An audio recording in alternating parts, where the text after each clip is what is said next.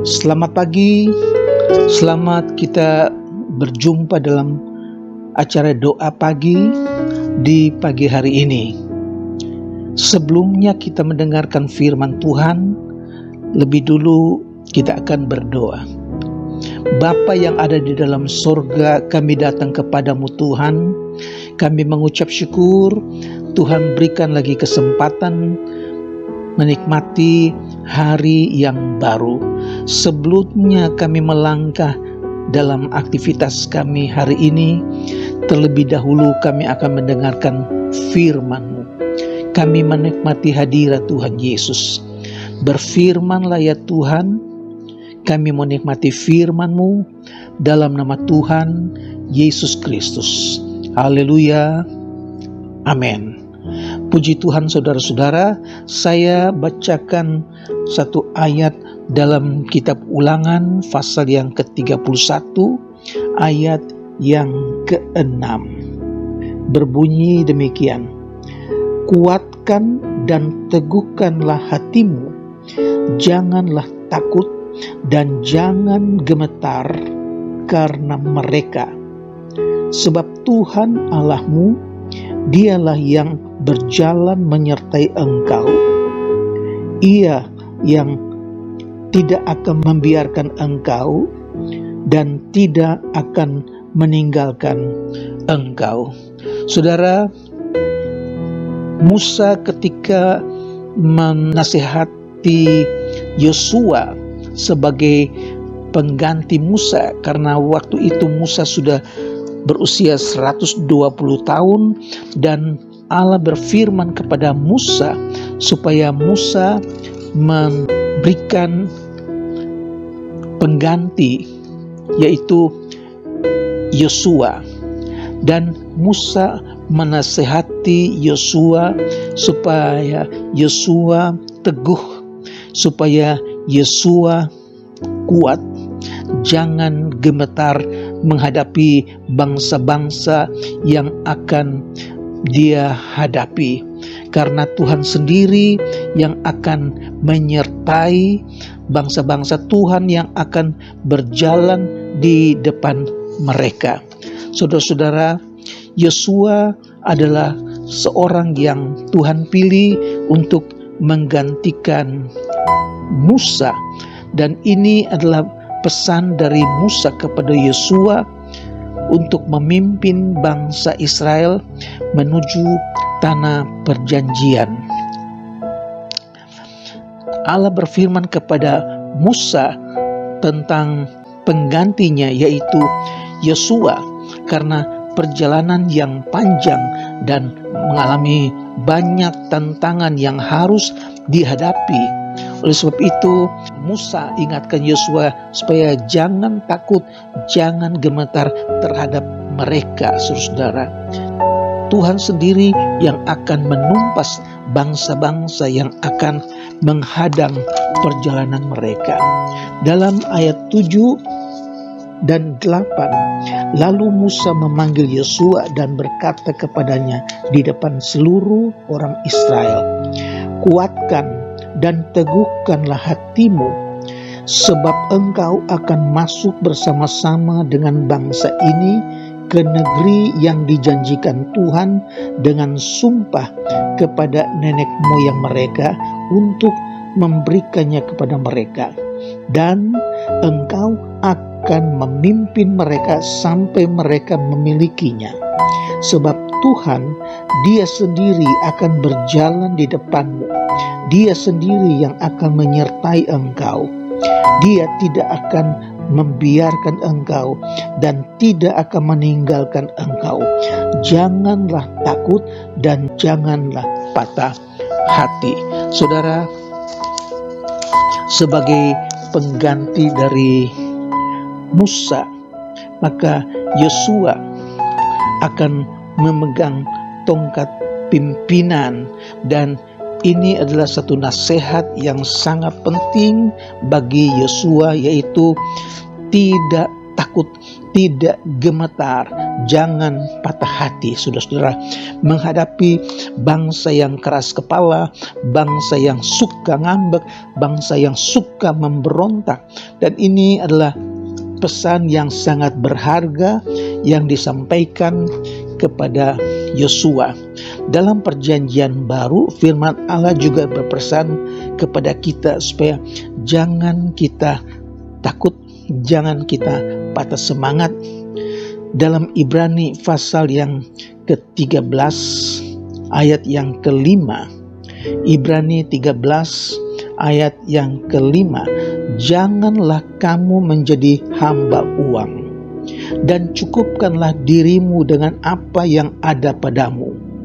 Karena Allah telah berfirman, aku sekali-kali tidak akan membiarkan engkau, dan sekali-kali tidak akan meninggalkan engkau. Sebab itu dengan yakin kita dapat berkata, Tuhan adalah penolongku, aku tidak akan takut apakah yang dapat dilakukan manusia terhadap aku.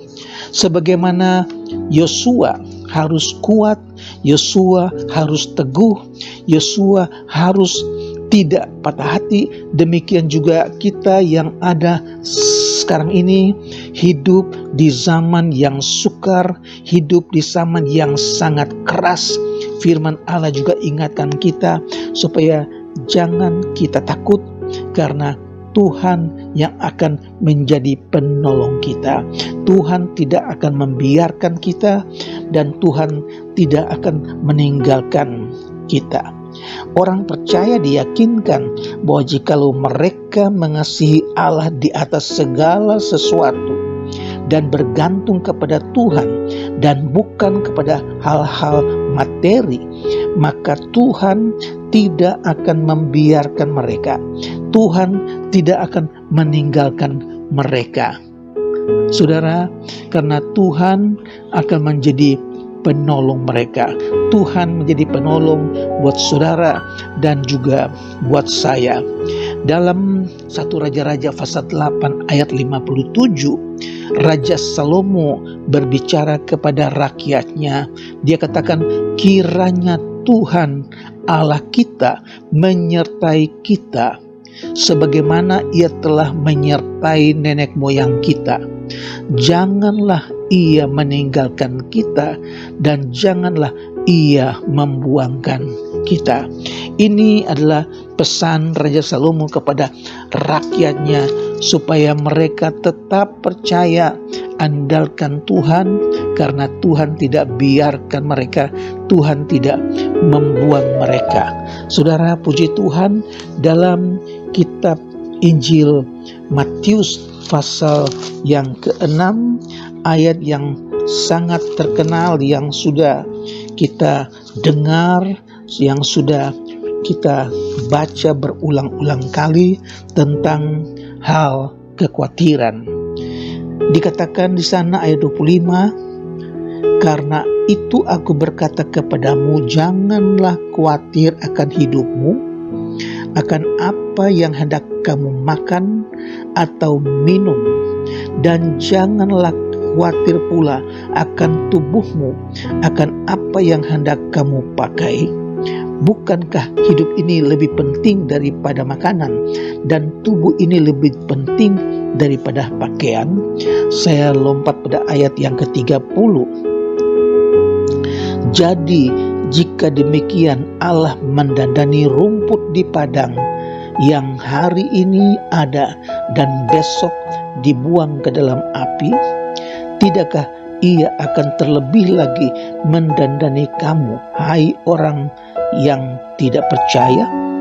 Sebab itu janganlah kamu khawatir dan berkata, apakah yang akan kami makan? Apakah yang akan kami minum? Apakah yang akan kamu pakai? Semua itu dicari bangsa-bangsa yang tidak mengenal Allah. Akan tetapi Bapamu yang di sorga tahu bahwa kamu memerlukan semuanya itu. Tetapi carilah dulu kerajaan Allah dan kebenarannya, maka semuanya itu akan ditambahkannya kepadamu.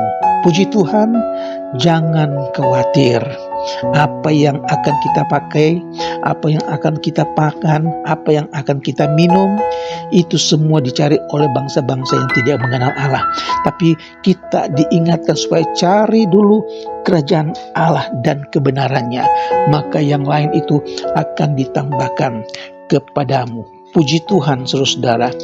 Musa ingatkan kepada Yosua supaya Yosua tidak perlu takut, Yosua tidak perlu gentar, Yosua tidak perlu gemetar, tidak perlu patah semangat, karena Musa sendiri sudah pernah alami bagaimana menghadapi bangsa yang keras kepala, yang suka menuntut, suka memberontak, suka mengeluh, saudara-saudara.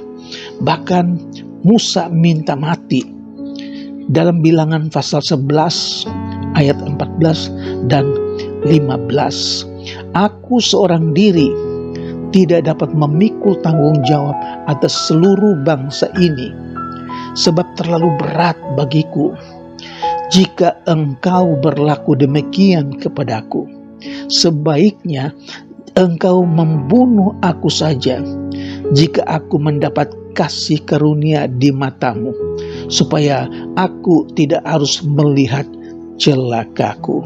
Saudara, bahkan Musa minta Tuhan, bunuh aku saja, lebih baik aku mati saja daripada menghadapi bangsa yang keras kepala ini. Saudara, tapi Tuhan buka jalan.